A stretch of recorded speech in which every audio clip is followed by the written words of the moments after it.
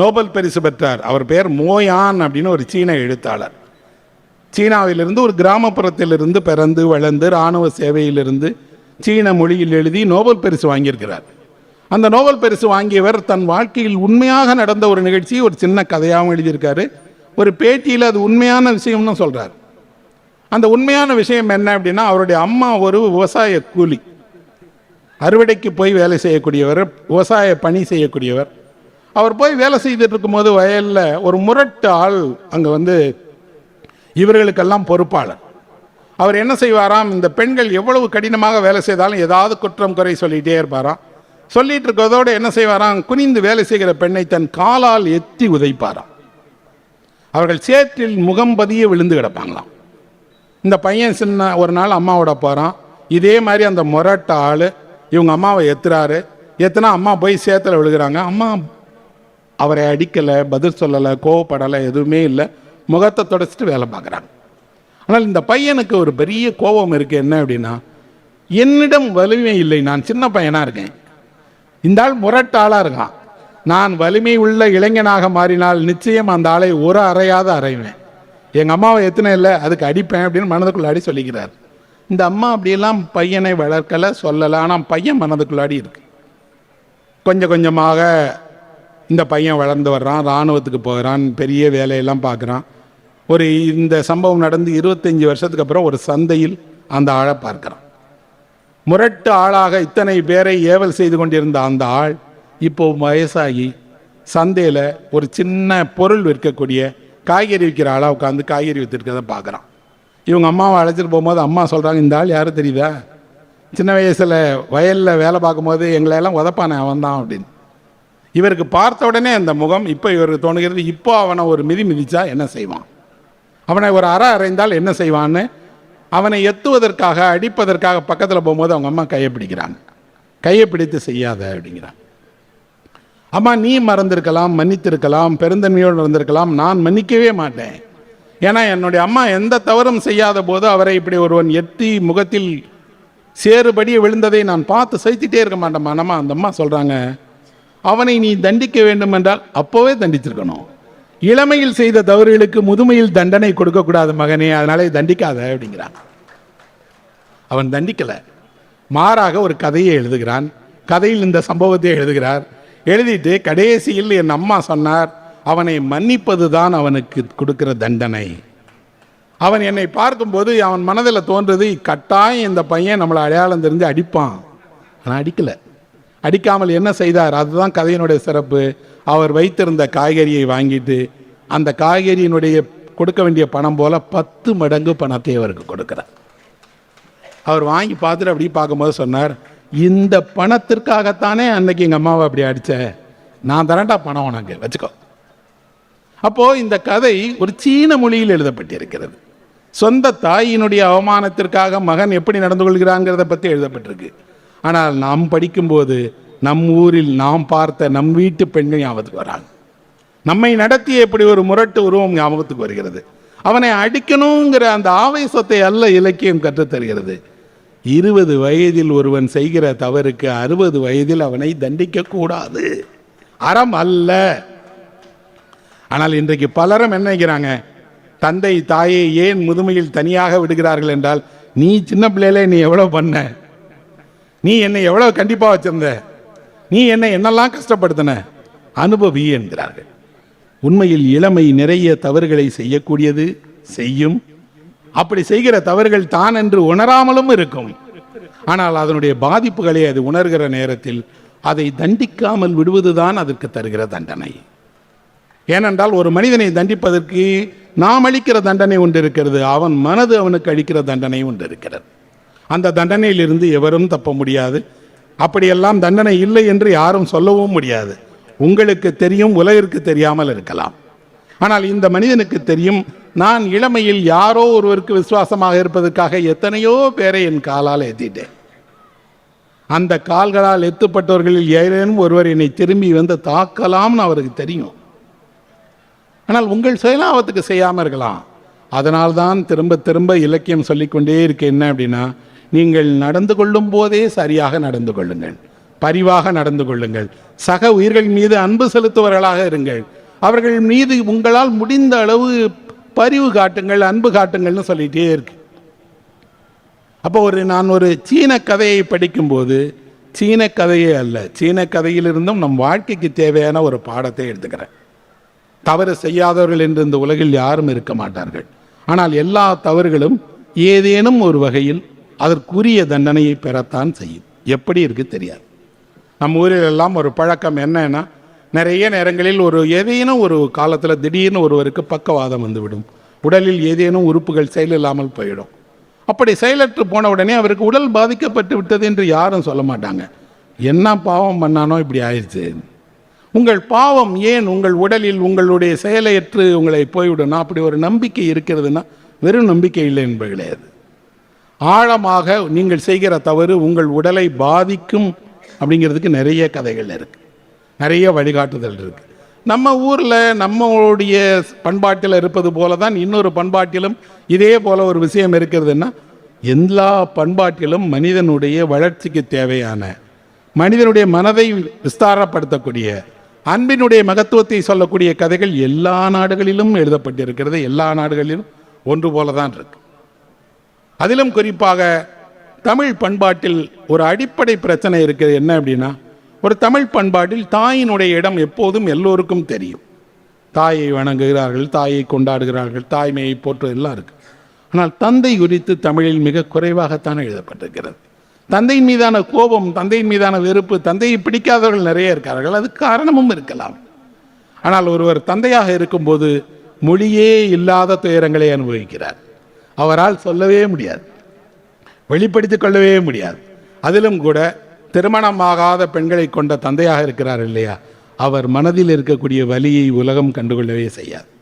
அந்த தாய்க்கு ஒரு அடைக்கலம் இருக்கிறது. அவர் பிரார்த்தனை செய்வார், ஆலயங்களுக்கு செல்வார், வழிபாட்டின் வழியாக நல்லது நடந்துவிடும் என்பார். தந்தை அப்படிப்பட்டவராகவும் இருக்க மாட்டார்.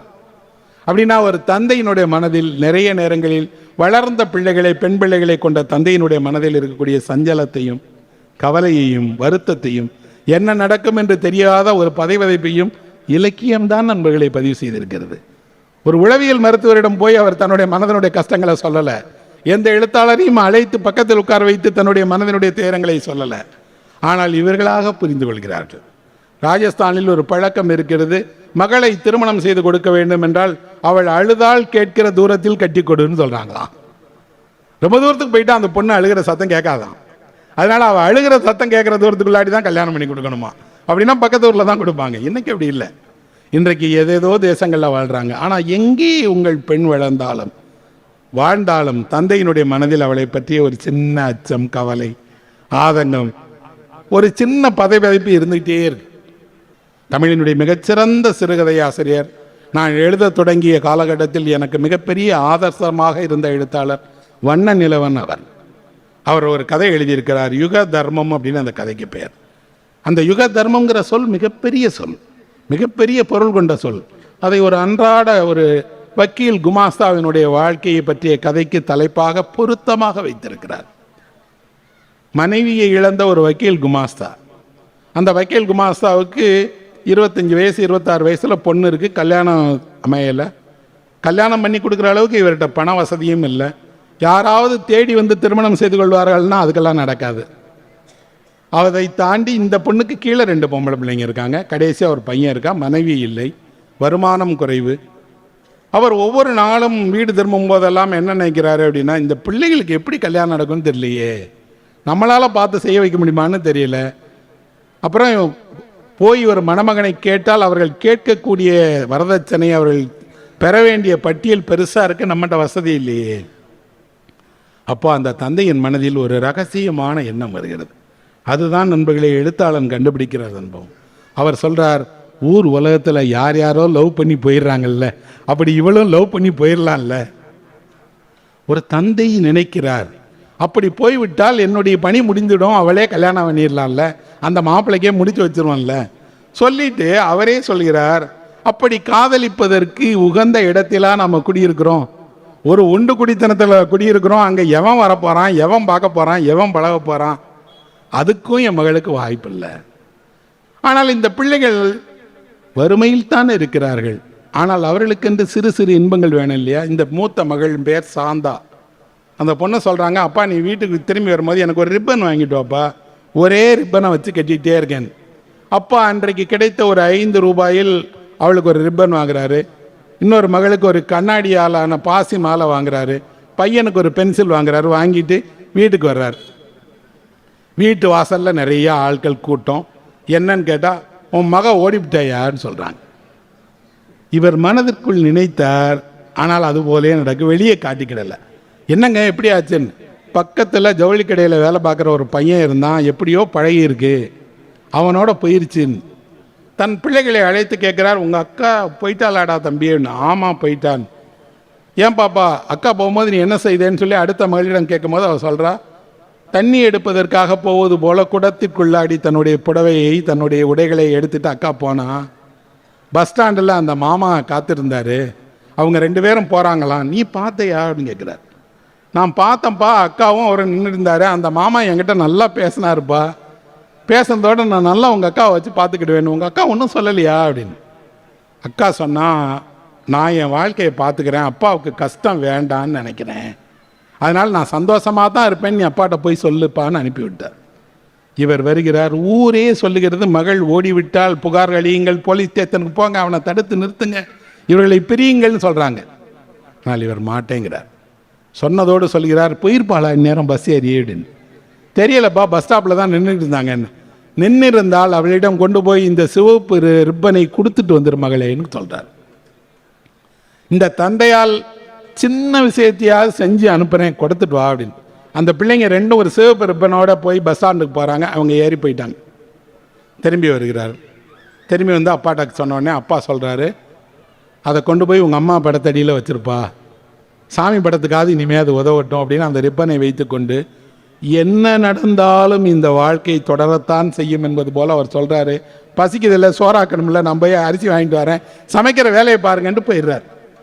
இப்போ ஒருவர் வந்து இவரிடம் கோவப்படுகிறார், என்னையா நீ வந்து மனுஷனா, உன் மக ஓடி போயிட்டா, சமைக்கணும், சோறு பொங்கணும், போய் அரிசி வாங்கிட்டு வரேன்னு சொல்கிறேன்னப்போ இவர் சொல்லுகிறார், ஊர் உலகத்தில் நடக்காது என்னையா நடந்துருச்சு என் வீட்டில், இவ்வளவு அக்கறைப்படக்கூடிய என் ஊர் உலகம் இதுவரை அவள் திருமணம் செய்து கொள்ளவில்லையே, என்னைக்காவது வந்து கேட்டீங்களா, என்றைக்காவது வந்து சொன்னீர்களா? அவள் ஓடினால் புகார் சொல்லுகிறதுக்காக உங்கள் தர்மத்தை தூக்கி கொண்டு வந்து நிற்கிறீர்களே, அவள் ஓடியாது சந்தோஷமாக இருக்கட்டும்பான்னு நினைக்கிறார். அந்த கதையில் எழுதப்படாத ஒன்று இருக்கிறது நண்பர்களே. நான் படித்து முடித்த பின்னாடி அந்த கதையினுடைய எழுதப்படாத பக்கத்தை நானாக மனதில் எழுதி கொண்டேன். அன்று இரவு அந்த அப்பா தூங்கியிருக்க மாட்டார்.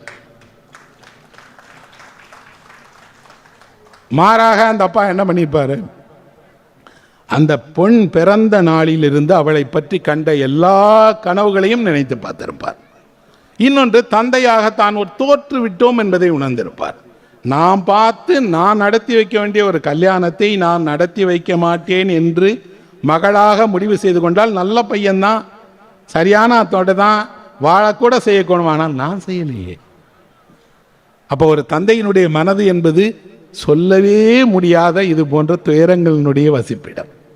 இலக்கியம் இதையெல்லாம் காட்சிப்படுத்தாவிட்டால், இலக்கியம் இதையெல்லாம் எடுத்து சொல்லாவிட்டால், இந்த தந்தையினுடைய துயரை, கண்ணீரை யார்தான் புரிந்து கொள்வார்கள்? அப்படின்னா இந்த கதை அந்த கதையில் வரக்கூடிய ஒரு வக்கீல் குமாஸ்தாவினுடைய கதை அல்ல. எந்த தந்தையெல்லாம் தன் பிள்ளைகளை இப்படி நம்மளால் செய்ய முடியாமல் போயிருச்சேன்னு நினைக்கிறாங்க. சில தந்தைகள் கிடைக்கிற வரனை வேறு வழியே இல்லைன்னு அந்த பொண்ணு கட்டி வச்சிருவாங்க. அவருக்கு முழு விருப்பம் இல்லை, இவ்வளவுதான் முடியும்னு. பெண்ணும் கூட என்ன செய்யணும், அவ்வளோதான் அப்பாவால் முடியும், கல்யாணம் பண்ணிட்டு போயிடுவாங்க. ஆனால் வாழ்நாளெல்லாம் அந்த பிள்ளைகள் மனதில் ஒரு குறை இருக்கும், அப்பா ஒரு நல்ல இடத்துல என்னை பார்த்து கொடுத்துருக்கலாமேப்பா.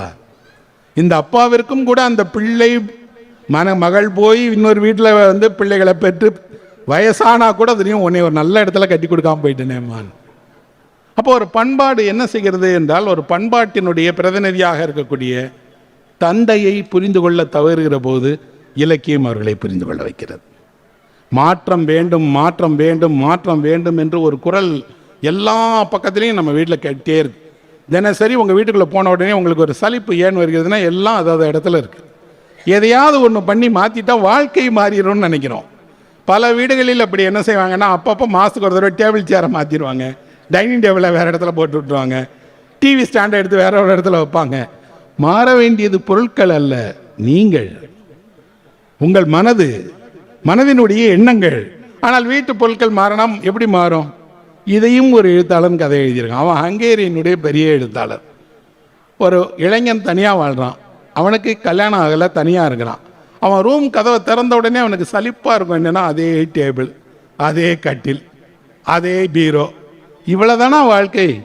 இந்த கட்டில் இருக்கிற இடத்த திருப்பி போடு, பீரோவை நகட்டி வை, என்னென்னமோ பண்ணி பாப்பா, மாறாது.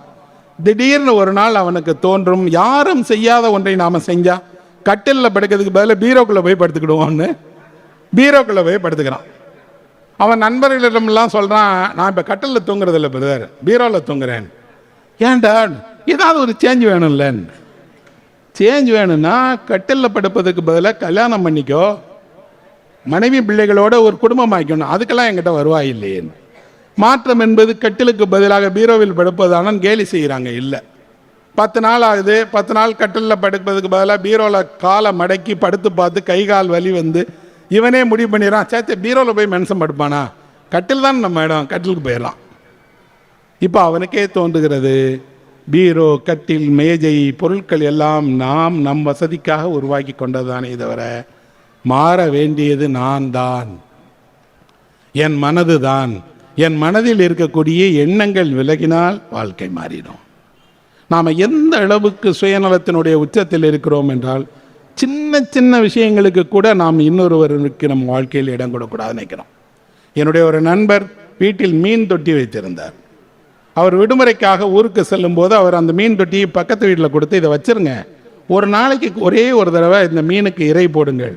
நான் திரும்பி வந்த உடனே இந்த தொட்டியை வாங்கிக்கிறேன்னொடனே பக்கத்து வீட்டுக்கார் சொன்னார், நான் வெஜிடேரியன் சார், இதெல்லாம் வச்சுக்கிட முடியாது. ஏங்க நீங்கள் வெஜிடேரியன் இல்லையாங்க, அது மீன் உயிருள்ள பொருள், ஒரே ஒரு வேளை நீங்கள் இந்த உணவை அதுக்கு போட்டால் போதுன்னா இல்லை. 2 மீனை ஒரு கண்ணாடி குவளைக்குள் வைத்துக்கொண்டு ஒவ்வொரு தட்டையாக அவர் எடுத்துகிட்டு போனார். யாராவது இதை வச்சுக்கிடுவீங்களா அப்படின்னு? ஒருவருக்கும் இல்லை. எல்லாரும் என்ன சொல்கிறாங்கன்னா, நீங்கள் வாங்கின மீனை நீங்களே ஊருக்கு எடுத்துகிட்டு போங்க, நீங்களே வச்சு பராமரிங்க. கொடுக்க மாட்டேன், வேண்டாம். கடைசியாக அவர் என்ன பண்ணார் அப்படின்னா, அதை தங்களோட கார்லேயே பின் சீட்டில் வச்சு ஊருக்கு எடுத்துகிட்டு போய் 10 நாள் ஊரில் வச்சுருந்து திரும்பி கொண்டு வந்துட்டாங்க. சின்ன 2 தங்க மீன்கள் குட்டியாக ஒரு கண்ணாடி கிண்ணத்துக்குள்ளாடி இருக்குது. அதை ஒருவர் வீட்டில் வைத்து பராமரிக்கிறது என்ன ஒரு பெரிய வேலையா என்ன? ஆனால் இடமில்லை, மனம் இல்லை. நாம் நம்மளுடைய காலகட்டத்தில் எல்லா தொழில்நுட்பங்களின் வழியாக எல்லா வசதியான வாழ்க்கையை அனுபவிக்கிறோம். ஆனால் மனதை சின்னதாக்கிக்கிட்டே போய் கொஞ்சம் கூட அதில் இன்னொருவருக்கான ஒரு சின்ன வெளிச்சம் கூட இல்லாததா இருட்டாக வாழ்ந்துகிட்டே இருக்கிறோம். கதை தான் நண்பர்களே திரும்ப திரும்ப திரும்ப உங்களுக்கு இதையெல்லாம் நினைவூட்டுகிறது. நீங்கள் அப்படி இருப்பது தவறு அல்ல, அதை உணராமல் இருக்கிறீர்களே அதுதான் தவறு. நீங்கள் உணர்ந்தால் என்ன செய்வீங்க அப்படின்னா நிச்சயம் மாறிடுவீங்க. ஏன்னா மனிதனுடைய மிகப்பெரிய சிறப்பில் ஒன்று, அவன் ஏதேனும் ஒரு தவறு சுட்டிக்காட்டப்பட்டு மனதளவில் உணர்ந்தால் அதை மாற்றிக்கொள்ள முயல்வான். தோல்வி வேண்டுமானாலும் அடைவான், ஆனால் அதை மாற்றிக்கொள்ள முயலாதவர்களே கிடையாது. சுட்டிக்காட்டுகிற பொறுப்பு யாருக்கேனும் இருக்கும். அந்த சுட்டிக்காட்டுகிற பொறுப்பை பொதுவாக மூத்தவர்கள் செய்வார்கள். பண்பாடு செய்யும், சமூகம் செய்யும், சட்டம் செய்யும். இவர்கள் எல்லோரையும் விட இலக்கியம் மிக நெருக்கமாகவே செய்யும். நெருக்கமாகவே உங்கள் மனதில் அதை ஏற்றிவிடும். அப்படின்னா ஒரு நல்ல இலக்கியம், நல்ல கதை, நல்ல எழுத்து என்பது வேறு ஒன்றுமே இல்லை, அது உங்கள் மனதினுடைய இருட்டை போக்குகிற ஒரு வெளிச்சம். நல்ல கதைகளை நீங்கள் படிக்க படிக்க படிக்க உங்கள் மனதில் உங்கள் சார்ந்த தெளிவும் உலகம் சார்ந்த தெளிவும் உண்டாகும். அத்தோடு நீங்கள் அந்த கதையை படித்து முடித்து விட்டீர்கள் என்றால் உடனடியாக யாருக்காவது சொல்லணும்னு ஆசைப்படுவீங்க. அப்படி ஒரு நல்ல கதை படித்தேன், நல்ல கதை மனதில் இருக்குது, குறைந்தபட்சம் அதை குழந்தைகளிடமாவது சொல்லுவீங்க. நீங்கள் குழந்தைகளுக்கு எவ்வளவுக்கு எவ்வளோ கதை சொல்லுகிறீர்களோ அவ்வளோக்கு எவ்வளோ அவர்கள் உலகை புரிந்து கொள்வதோடு கற்பனை ஆற்றல் கொண்டவர்களாகவும் வளருவாங்க. அப்போ ஒரு நல்ல கதைகள், என் மனதில் இது போல நிறைய நிறைய நிறைய கதைகள் இருக்கு. இந்த கதைகள் என் வாழ்க்கையை நான் மாற்றிக்கொள்ளவும், நான் செய்ய வேண்டிய பணிகளை எனக்கு நினைவூட்டவும், என் சமூகம் மறந்தவற்றை சமூகத்திற்கு நினைவுபடுத்திக் கொள்வதற்கும் உதவுகின்றன. அப்படிங்கிற முறையில் இந்த நல்ல வாய்ப்புக்கு நன்றி தெரிவித்து என் உரையை முடித்துக் கொள்கிறேன்.